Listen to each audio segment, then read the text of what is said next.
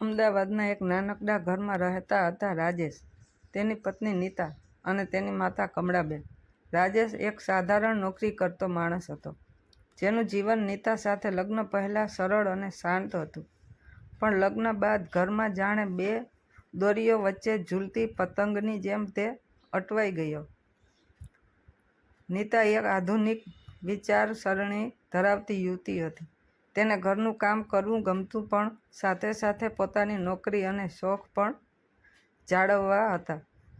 બીજી તરફ કમળાબેન પરંપરાગત વિચારો ધરાવતા હતા. તેમને લાગતું કે વહુએ ઘર સંભાળવું એ જ તેનું પ્રથમ કર્તવ્ય છે. આ બે અલગ વિચારધારાઓ વચ્ચે રાજેશ દરરોજ સંઘર્ષ કરતો. એક દિવસ સવારે નીતા ઓફિસ જવા તૈયાર થઈ રહી હતી. કમળાબેને રસોડામાંથી અવાજ કર્યો, "નીતા, આજે ઘરે રહીને શાક રાંધી દેને, રાજેશને ગરમ ગરમ રોટલી ખાવા મળે." નીતાએ શાંતિથી જવાબ આપ્યો, "માં, હું ઓફિસમાંથી આવીને રાત્રે બધું બનાવી દઈશ. આજે બહુ મહત્વની મીટિંગ છે." કમળાબેનનો ચહેરો લાલ થઈ ગયો. તેમણે રાજેશ તરફ જોઈને કહ્યું, "જો તારી પત્નીને ઘરની કોઈ પરવા નથી, હું તો કહું છું, આ નોકરી છોડી દે." રાજેશે નીતા તરફ જોયું, જે ગુસ્સાથી તેની સામે તાકી રહી હતી. નીતાએ કહ્યું, "રાજેશ, તું મને સમજાવ કે હું નોકરી કેમ છોડું? આપણે બંનેની કમાણીથી જ આ ઘર ચાલે છે." રાજેશ મૂંઝવણમાં મુકાઈ ગયો. તેને માને દુઃખી કરવી નહોતી, પણ નીતાનું સ્વમાન પણ તે જાળવવા માંગતો હતો. તેણે ધીમેથી કહ્યું, "માં, નીતા રાત્રે બધું બનાવી દેશે, તમે ચિંતા ન કરો."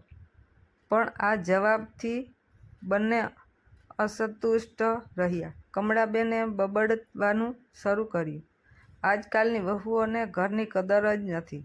અને નીતાએ ઓફિસ જતા પહેલાં રાજેશને કહ્યું, "તારે નક્કી કરવું પડશે કે તું મારી સાથે છે કે માની સાથે." દિવસો વીતતા ગયા અને રાજેશની મૂંઝવણ વધતી ગઈ. એક દિવસ રાત્રે નીતા અને કમળાબેન વચ્ચે મોટો ઝઘડો થયો. કમળાબેને નીતાને કહ્યું, "તું આ ઘરની વહુ નથી લાગતી, બહારથી આવેલી માણસ જેવી વર્તે છે."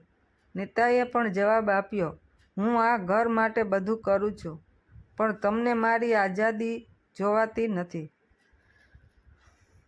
રાજેશ બંનેને શાંત કરવા માંગતો હતો, પણ તેના શબ્દો નિષ્ફળ રહ્યા. આખરે થાકીને તેણે નિર્ણય લીધો.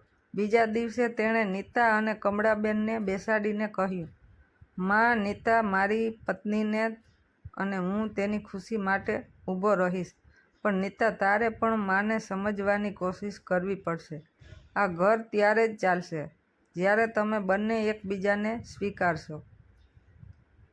આ વાતથી કમળાબેન થોડા શાંત થયા અને નીતાએ પણ સમજવાનો પ્રયત્ન કર્યો.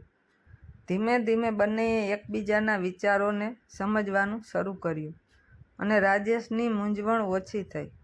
ઘરમાં શાંતિ આવી. પણ રાજેશને હંમેશા યાદ રહ્યું કે તે બે દોરીઓ વચ્ચેનો માણસ છે, જેને સંતુલન જાળવવું જ પડે છે. આ વાર્તા એક પત્ની મૂંઝવણ અને તેના પ્રયત્નોને દર્શાવે છે, જે સાસુ અને વહુના અલગ અલગ વિચારો વચ્ચે સમતોલ રાખવા માંગે છે.